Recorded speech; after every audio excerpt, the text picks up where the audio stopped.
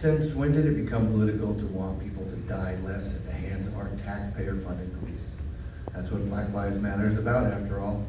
Why are we focusing on 2 people misappropriating $42 million when we are spending billions every year to outfit our cops with military hardware so it's easier for them to kill?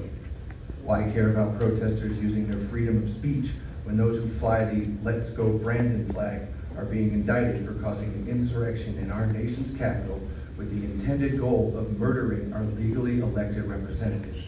That is far more political and worrisome, especially when people try comparing Black Lives Matter to Blue Lives Matter. Black people didn't choose their skin color, cops chose their jobs. When the status quo is cops who will literally stand by with AR-15s for an hour while children are being murdered, are we really sure that we should be backing the blue at all? Because I have some questions about neutrality in our schools. Romeo and Juliet is taught in English class. That's a story about the sexual relationship of 2 underage children. If you're fine with that, you have to be fine with queer and all the other LGBTQ colors expressing theirs. What about The Crucible and Huckleberry Finn? 2 stories about how religious zealotry and racial bigotry are flawed tenets of the American way. Yet you have no problem using them as teaching tools.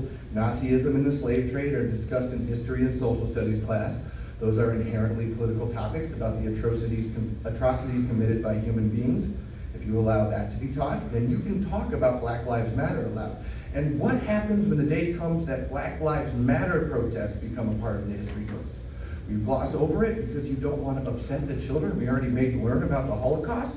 Or what about the Catholic section of Spanish class? It's a devoted focus of study on how conquistadors converted all of Latin America to their religion, which is why the language is spoken on 4 continents.